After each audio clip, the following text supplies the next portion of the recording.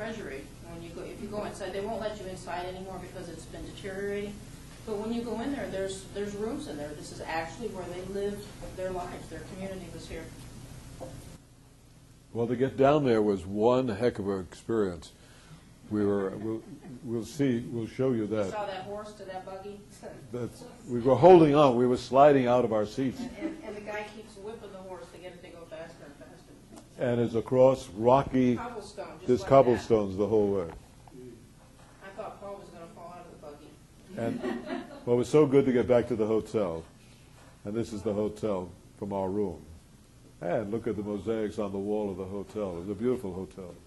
Ah, these are my buddies. These are his two best friends. Jordanian guys. They didn't know what they were in for, but we went to eat at a Bedouin restaurant just around the corner from the hotel. And of all things, the restaurant was on what floor? It was 6 flights up. 6 flights up. So I, was having trouble with my walking and getting upstairs. So our tour leader, they're terrific really on the top tours. They make all these arrangements, arrange for these two fellas to take me up the 6 flights. And then coming... They carried him up 6 flights of stairs, and they carried him down 6 flights of stairs. Okay. Finally, I said to Paulie, we have the last flight to go down. I said, you could probably get up and walk down this flight of stairs. And these young men would not hear of it. We will finish our task. We are going to carry him all the way down. Now, this is the Bedouin tent on top of the hotel. Rugs on the floor. There's the thing, it's like a tent, really, actually, inside. And they had dancing for us. These are the sword dances. And here they are. And here's the sword dancer, one of them. And the drummers. And what did I do here? Paul's smoking a Turkish water pipe. So. Never smoked one of these before. But, well, Pam said, wait a minute. Let me try that. And this was what called the Sun City Restaurant. The Sun City Restaurant. Now, this was one of my favorite places. The Japanese, as a gesture to King Abdullah, or King Hussein, really, and then Abdullah, who's the king now. A wonderful fellow, by the way, Abdullah. Before he took the throne, he actually drove a taxi throughout Amman, the city, Jordan, for a couple of months to get a feel on his people. And now he is the king over there, this young fellow.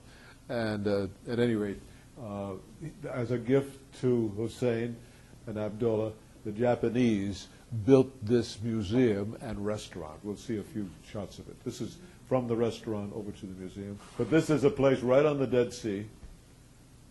And it's a beautiful setting. The Japanese gift to King Abdullah. This is in the museum itself. I want to show you this because this is a picture on the floor. It looks like footprints. But on the left is what, 1950, I think. And then 1996, 2009, and 2400. Now, what this represents is the shrinking of the Dead Sea. Less and less water is flowing down the Jordan and into the Dead Sea, and it's drying up. Well, they blocked off the Jordan. So all areas around it are sinkholes because they're dropping all the time, and there's less and less water. It's a real problem. See that when we were up on Masada, you could see the salt deposits and things where the sea has shrunk. There actually were resorts at one time built along the edge of the Dead Sea, and they're so far away from the Dead Sea now that they're losing their business because that's what they were selling was the resort area. It's a lovely museum. Now we're on Mount Nebo. You recall Mount Nebo is where Moses looks over at Promised Land, but he doesn't get in because he has not been faithful as he should have been. But this is the point at which he supposedly stood and looked over. We got in the way here, but the Promised Land is over this, the land of milk and honey. But when you're looking out over there and you're imagining what it looked like at that time, it's a desert now, but it was a lush green valley at the time that Moses was looking over there.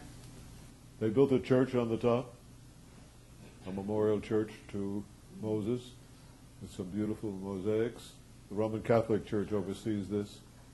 It's called the Mount Nebo Memorial, really, of Moses. This is the morning we're leaving. This is our hotel, the Meridian in Amman. Amman is an enormous city. This is our plane coming back. And this is our hostess on the plane. This is on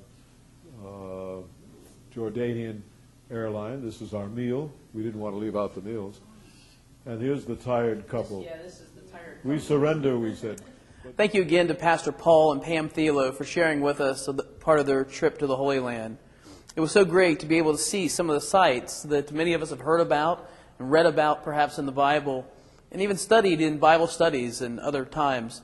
And to be able to see those in a little better, more vivid picture, a lot of help to us. And we're really grateful to Paul and Pam for what they've offered to our church and then through this program to our community. Next month, Shane Cardos, our music minister at Holy Trinity, will be with us to talk about the music program here and ways in which our church tries to use music to help people to worship.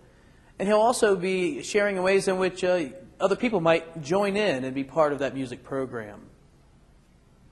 Again, we want to thank you for watching this program and invite you to join with us for worship on Sunday mornings at 10 o'clock. We're really glad to have visitors, and this church is a church that welcomes people from all walks of life. And so we really would encourage you to come and to see what's special about Holy Trinity Anglican Church. Until then, we wish you a great day. May God richly bless you. And as Frank would say, we'll see you in church.